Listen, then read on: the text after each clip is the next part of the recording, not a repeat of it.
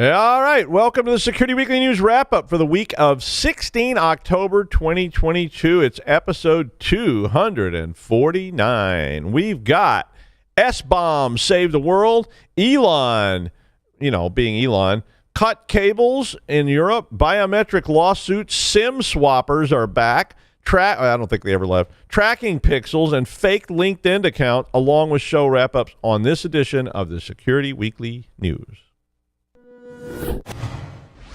This is Security Weekly, for security professionals, by security professionals. We interrupt our program to bring you this important message. It's the show that keeps you up to date on the latest security news twice a week. Your trusted source for accurate security information and expert analysis. It's time for Security Weekly News. Managing and protecting the world's grueling number of endpoints, enabling Tanium's customers to see, control, and protect every endpoint everywhere. Tanium's mission is to provide certainty in uncertain times with the industry's only converged endpoint management. Trusted by the U.S. military and the majority of the Fortune 100 today, Tanium helps manage and protect nearly 30 million endpoints. Tanium, the power of certainty. Visit securityweekly.com/Tanium to learn more. Right now, everybody is talking about cryptocurrency, and the cyber criminals are hiding in the conversation. Cyber criminals use social engineering loaded with urgency and fear to successfully prey on your company, your employees, and your customers. Spear phishing is just one of the 13 types of email threats. Barracuda has identified 13 types and shows you how you can protect your company, your customers, and your reputation. Find out about the 13 email threat types and Barracuda email protection by going and getting your free ebook at securityweekly.com/Barracuda. That's securityweekly.com/Barracuda. All right, I'm Doug White, and this is the Security Weekly News Wrap-Up Show, episode 249. This week on Application Security Weekly number 216, John and Mike had Jason Rekla on the show, and Jason is the Director of Information Security, Security Operations, and Compliance at NVIDIA. The discussion was about how accelerated AI is used at NVIDIA, that's a product too, is used at NVIDIA to reduce the overall number of cybersecurity events a great deal. As we all know, dealing when your monitoring software generates 100 million events a day, it's kind of hard to go through them all. So trying to reduce that sort of surface that had to be reviewed by the human side of the equation. In the second segment, the AppSec News. On Business Security Weekly number 281, Matt, Josh, and Tyler had my favorite thing on Business Security Weekly, which is the Security Weekly Index. That is their review of investments in cyberspace, new companies, companies that have been in their portfolio for years. So if you are an investor, that's definitely a great segment to keep up with. I know I always look forward to it because I can revise my pathetic little portfolio that I have as for fun. In the second segment, the leadership and communication news. On Enterprise Security Weekly 293, Martin Roche, the CEO of Netography, was on, and Martin was if you didn't know this, Martin was the original author of Snort and was the founder of SourceFire. And of course, I see, author of Snort. Snort's near and dear to my heart, and I've set up so many Snort systems for people. Very cool product that I enjoyed building out a lot. But the segment on there was about ways to try and deal. It wasn't so much about Snort, but it was about legacy networks and how you migrate things to the cloud. In particular, they were talking about how the current state of network is just sort of somewhere in the middle. Most people are not fully in the cloud or fully on-prem, but they're somewhere between that, and so they're sort of stuck in this fog, as they call it.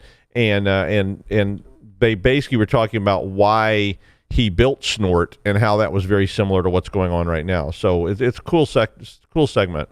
In the second segment, Edward Wu, the senior principal data scientist at ExtraHop, was on, and Edward was on to talk about deployment approaches and scenarios which would facilitate gathering and using network data in cloud environments. So again, that same kind of problem. And in the third segment, the enterprise security news.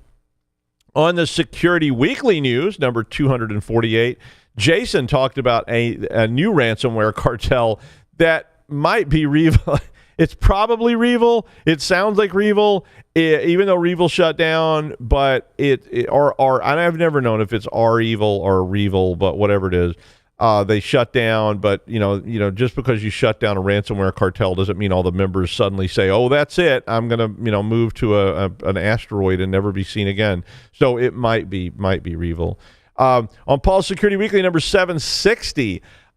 First up was a very fun security news segment. We had a really good time talking about all sorts of things, and primarily about things that do not work.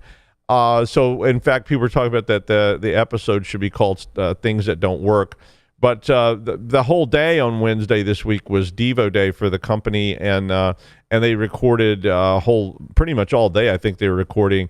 So there were webcasts and other things that they did, and then they aired 2 recorded segments after the news show. In the first of those segments, Michael Mice, the associate CISO for University of Kansas Health System, was on to talk about the history of warfare and how the history of warfare influenced cybercrime, and how we might want to shift some of our ways that we deal with cybercrime to what he called a victory mindset. In a third segment of the evening, Christopher Crowley, the subject matter expert at Montance LLC, was on, and Chris was on talking about SOC training and development best practices. So a full day of activity here at Security Weekly on last Wednesday. My thread of the week came right out of some of the conversation that we had on Security Weekly News this week about SBOMS.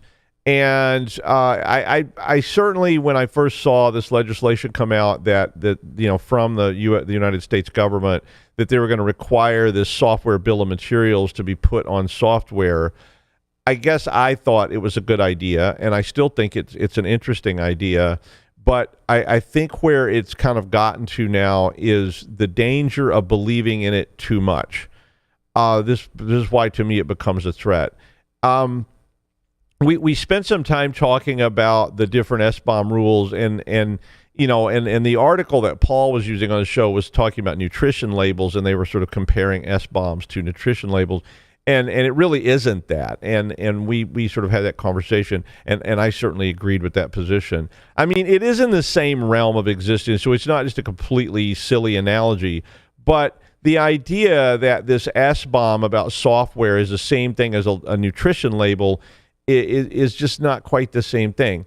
I mean, I think the biggest issue in the SBOM thing is that there's a whole set of other dimensions to software that doesn't exist in food, right? I mean, if you buy a Twinkie, it's got a list of ingredients on the side, and that list of ingredients is pretty static because they took the Twinkie. Theoretically, these are the things they used to make it, and they wrapped it up in a wrapper, and it's going to stay that way for until after the fall of civilization, because Twinkies are indestructible apparently. So that wheat, weasel grease, owl oil, red dye number 7, and whatever else is used to extrude those things. Because I always imagined they were extruded. I know they're not, but I always just imagine sort of a tube coming down, and there's this kind of like sound, and then this Twinkie kind of oozes out the end of it. Yeah, maybe it twitches a little bit. Maybe those are alien eggs. I'm not sure. And they may have alien eggs in them. I'm not sure. I'm sorry, Twinkies. Everybody loves Twinkies, so you can bash on them a little bit. But, once that happens, it's static. The wheat and the owl grease are static. And so no matter how much is there, but the SBOM is billed, get it, as a kind of solution to supply chain problems. And that's where I start to sort of have an issue with it. I mean, a piece of software is not the same thing as a Twinkie. There's a lot of ingredients in software, absolutely. But even on the Twinkie, if the Twinkie uses 240 grams of ground owl meat or something to be made, software uses APIs, libraries, code, and stuff that goes up and down the supply chain. So it's really more like a need. If you wanted to do this, you'd have to track that ground owl paste all the way back to where the owl paste came from, because there's components in the owl paste too, right? And and you don't know what those are, and so they can literally just list ground owl on the side of the package, and at the end with a nutrition label. But you really need to know what went into the ground owl, what were its bones made of, what were and on and on and on. So you really need an SBOM then for each library or API or whatever is included in that code. And I mean, some of those libraries and APIs have libraries and APIs in them. Little fleas have little fleas on their backs to bite them kind of stuff. And it's just sort of this endless cycle all the way back. So now you got a big pile of documents that starts to look like, a border crossing documents for the Soviet Union or something. And you're just trying to describe what's in that copy of Angry Birds. And then even then, within that piece of software, there's versioning. So it may or may not be very static, and over time it very well may change. So if your copy of Angry Birds was compiled with version 1.4.17 of Owl Grinder, and why am I on this today? I've got Owl Grease, Owl Grinder, Owl Oil, and Ground Owl. I don't know. Sorry, Owl. I have owls at my house, and so maybe that's why it's just slipping over. But anyway, if my version was not compiled with the same version as your version, which is possible, suddenly there's two different SBOMs just for each different copy of Angry Birds. So, I mean, you start thinking about Linux kernels. Well, they're all over the place. And there's stable kernels, there's unstable kernels, there's Arch, there's all this stuff, and all of it may be used in the process. And I mean, don't even get me started on hardware, because that could affect these things as well, right? I mean, if the local system had firmware infections at ring 0 and is injecting things into the software that were compiled locally, I don't know. Sam called this Minority Report stuff on Security Weekly on Wednesday, and I pretty much was. I think everybody agreed with him. I mean, and if you don't know, Minority Report was a Philip K. Dick novel about being able to predict crimes. Like, so you predict somebody's going to commit a murder, and then they go arrest you, and in advance of that happening. Yeah. So it may just not be enough to just list the ingredients in software. And it might have to be some kind of almost active, dynamic stamp or something that reflects the state at the moment that software was actually compiled, if it's actually going to do you any good. So it almost have to be part of the compile process. And of course, this doesn't even talk about scripts and things. And I'm certainly not opposed to the SBOM idea in general. I like it. When I first heard it, I liked it. But I worry that all of a sudden it's going to be one of those panaceas that come out and it turns into some kind of stamp of approval or a scarlet letter just because it lists Owl Grinder app or Owl Grinder API on the SBOM. So, this has Owl Grinder API in it, don't use it. And I mean, maybe that's not even relevant. Maybe it was patched, whatever. Owl Grinder version 2 is fine, but version 1.3 is not so fine. And version 1.57 is right out. So which is it? And so, see SBOM documentation page 5001 in volume 9 for reference materials. And all of a sudden, it becomes almost useless. But again, I think it is a move forward. It may lead somewhere. But please, especially if you're on these committees and groups that try to, establish whether these things are useful or not, please use some caution in just how much faith you put in the SBOM idea. I mean, you read the ingredients on Twinkies, right? But do you know what it means? Like, what is polysorbate 60 anyway? That actually is a Twinkie ingredient. And where did polysorbate 60 come from? Is it being squeezed out of, like, slugs somewhere in a factory? Or is it, like, something they scrape off of walls? I don't know what polysorbate 60 is. Was it grown? Was it free range? Or did they get it from Mr. Harris's slightly unusual esters and polymers? Yeah, don't even get me started on the versioning. I mean, was that corn syrup in that Twinkie 34 years old and drained out of an old silo that had been slated for destruction? No, of course not. No way companies would ever use tainted ingredients to save money. Never. Not a chance. I'm kind of hungry, actually. I could eat. Yeah. All right, and now the news.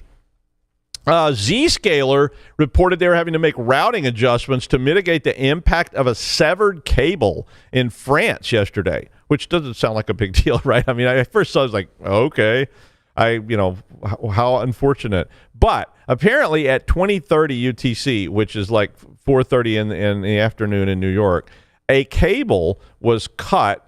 And there was a lot of like different articles about this. Some of them said it was in the ocean, but later it turned out it was not. But it didn't just bring down some features in Marseille. It actually brought down like the whole internet. Well, not completely, but it had an impact on the entire internet since the cable is the key to subsea connectivity in Europe, Asia, and the United States. And after it was cut, packet losses and latency went up for a lot of sites. Now, some of this is not because that cable actually connects you to the United States, but because of apps. You're running things that are embedded on websites and whatnot that are hosted abroad. So they actually, this is the nature of the internet now, this sort of gestalt big glob. But by 2300 UTC, it was confirmed that 3 links, the Marseille Lyon and Marseille Milano and Marseille Barcelona, were all down. So however they got cut. One of the links was restored, and there's a couple of things in this article that make you start asking those kind of conspiracy type questions, right? I mean, by 1 o'clock this morning, it says it was all restored, and the story says the others were restored. But the time they gave, which was like 1830, hadn't even happened yet, which, so now it's like, is it the Illuminati? But apparently at the very same time this happened, a cable was also cut in the Shetland Islands, which is like north of Scotland. It's like out in the North Sea. And it cut off the Shetland Islands from internet access. And apparently they rely on that pretty heavily for emergency services and whatnot. There's like 23,000 people live in the Shetland Islands. But various organizations said the cable damages were caused by fishing boats. I was like, what? And the one cable in Marseille was not actually in the water. Initially, they said it was in the water, but it wasn't in the water. So how did a fishing boat cut the cable? I was rather confused by that. I thought, this is a little weird. And initially, the article I was reading, and it had a correction attached to it. Initially, they said it was possibly an act of sabotage.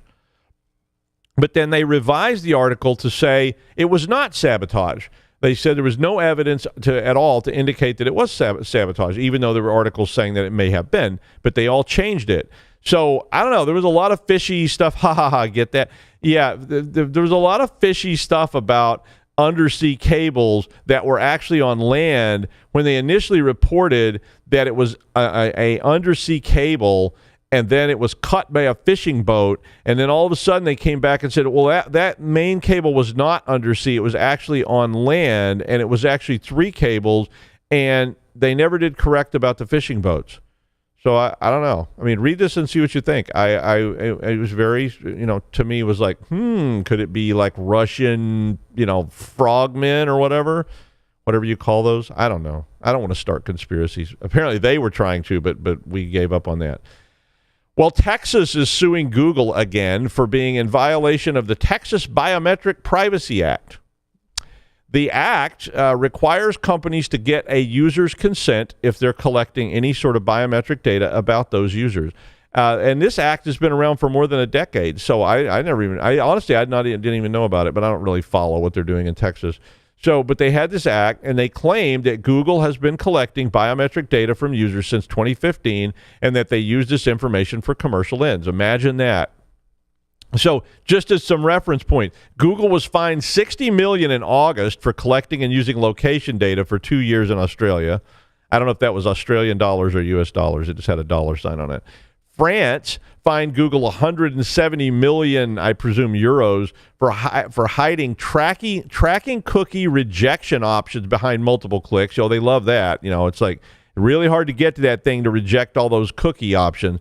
And Google was fined $2.72 billion with a B dollars for rigging search results, $1.7 billion with a B for anti-competitive practices in online advertising, 220 million euros for favoring its service over others, and so to the disadvantage of their competitors, 11.3 million for aggressive data collection, and on and on. Now, Google's a massive company, and of course, massive companies are sued every day, for all sorts of things. But, for a company who used the motto, don't be evil, I mean, wasn't that one of their original mottos, like, don't be evil? Well, Emperor Palpatine's campaign slogan was for the children, so, who knows? Docker is raising their prices by 28% for team users and 14% for business users after the 27th of October. So it's also going to start limiting the size of your team account to 100 users. So you'll only be able to have 100 separate users in that team account, which means that a lot of smaller organizations who use Docker will be forced into the more expensive business subscription, which is about 3 times the cost of the team subscription. Now, apparently, according to this article, you can get a 30% discount off of a business license account if you are an existing team customer. So be sure before you get pushed into this that you go out and take advantage of that discount if you're being forced down that road.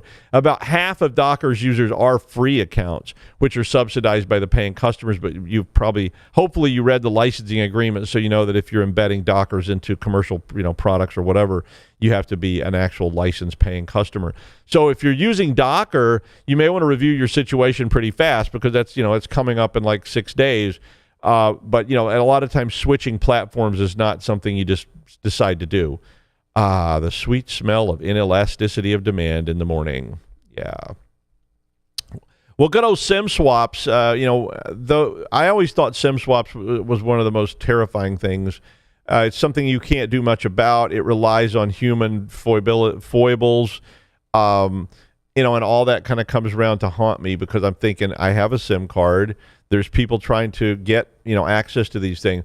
But Verizon notified prepaid users that their accounts had been compromised. So theoretically, if you were compromised, you've already been notified. But it was all done with SIM swapping. If you don't remember, SIM swapping is where somebody basically fakes the SIM card. So every cell phone has a SIM card in it that identifies it. And for somebody to fake this, they have to take some actions. That basically what they do is they have to get a copy of your SIM card, and they typically do that with basically social engineering or bribery. So they go into a place that has the access to these kind of things, and they create a new SIM card, by saying, "Oh, I lost my phone. Can you help me?" Blah blah blah. Or they just walk in and say, "Here's €100. Can you give me a fake SIM card that's got this number on it?" Once they do that, they kind of have access to a lot of stuff your phone has access to. Because they can really use your phone in lieu of you because they just plug this in. Pretty scary stuff. There was a Pulse Security Weekly about a year ago. I think it was I looked it up at the end of this, and I know I said which episode it was. I think it was in July of 2021. That was really, really frightening.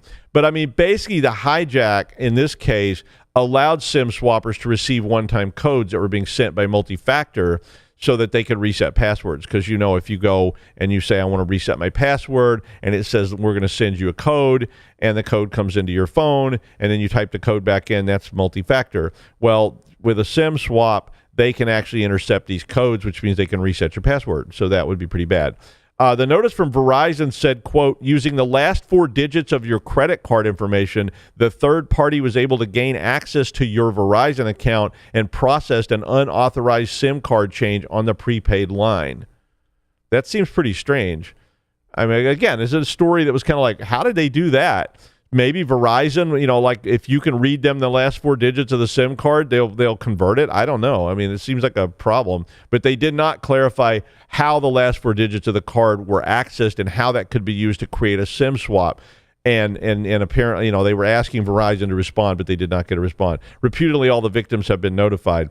But the SIM swapping episode, here it is. The SIM swapping episode of Pulse Security Weekly was number 701, and it was from July 2021 with Hasiba One.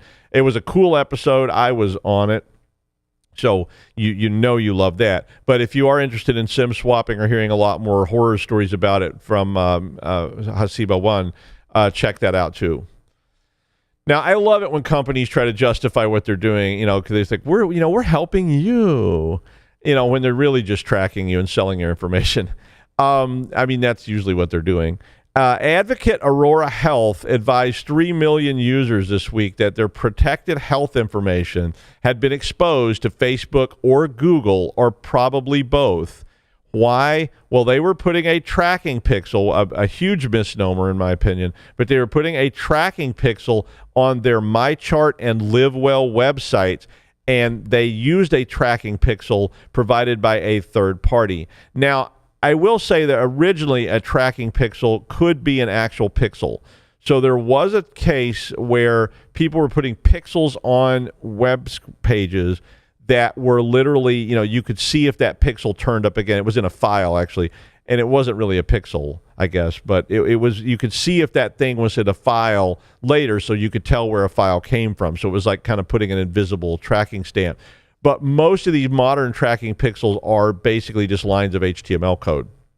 And in this case, they used a third party to provide this. Many healthcare providers in the United States do this very thing. They use tracking pixels as well for your convenience. The tracking pixel was built by a third party, and it may have exposed IP addresses, appointment information, procedure types, as well as insurance details and so forth to another party who had access to it. So, basically, these tracking pixels were just lines of HTML code that were tracking user behavior and data and reporting it back. And it's a very common term in marketing, and there's different types of them and so forth. Probably ought to be illegal, or at least require your, express permission to be used on a page to alert you that there's tracking pixels on the page. But it's not, I don't think. So, that's the way it goes. LinkedIn is apparently trying to reduce the number of bots on the platform. Thank you, LinkedIn. And an odd thing happened when they started this process. About half the accounts that listed Apple as the employer back in October were deleted. Amazon on October 9th showed 1.3 million accounts as being people that were employed by Amazon. And on the 10th of October, that number dropped to 839,000. Wow. So a lot of LinkedIn users are not real users, as if you didn't know that. But I wonder if I maybe shouldn't have given that nice lady my bank account information so they could hire me as a consultant for a whole lot of money. I mean, I don't know about you, but I get these, you get a lot of bot-generated stuff on LinkedIn all the time, asking to be your friend, and you say, well, I might as well, and you say, okay, and then immediately it starts throwing up sales information to you or whatever. Be careful out there. And Elon. Still no free Tesla X for me, so I'm going to go keep telling the truth. Elon said that, and so, anytime you start with Elon said, it's going to be good. Elon said he was going to marry Ye. No, that's not true. Elon said that if the Twitter deal goes through, 75% of the staff will be fired immediately. So that would be about 7,500 people at Twitter. Now, to be fair, Twitter had already said they were going to reduce payroll drastically by $800 million before the end of 2023, and that would represent about a 25% reduction in the total workforce at Twitter. That was in a Washington Post report. So guess why Twitter, who is apparently not making as much money as they might like, was pretty happy to see a really sweet $44 billion with a B dollar offer from Elon Musk for the whole shebang. Edwin Chin, who was formerly, so it's important to note the word formerly, in charge of the spam and health metrics at Twitter, said that the layoffs were very likely necessary that Twitter was proposing, but that the massive cuts proposed by everyone's favorite billionaire were, quote, unimaginable and, quote, would put all Twitter users at risk. Twitter sent out notes to all employees saying that, they didn't know what Elon was up to. They couldn't confirm any sort of plan, blah, blah, blah. The deal between Musk and Twitter, which has gone back and forth, it's on again, it's off again, it's double, it's half, and on and on and on, is reputed to close on the 28th of October. And while some firms in the industry value Twitter at only $10 to $12 billion, and Elon, and once again, Elon said, so anything that starts with that, it's going to be good. Elon said on Wednesday at an earnings call that they were obviously overpaying for this. So who knows what's going to happen? It's pretty expensive bullhorn, in my opinion, so that Elon can get what he wants to say out there. But, that's the wrap up for the week of 16 October 2022. I'm Doug White. See you next week. Play me off, boys.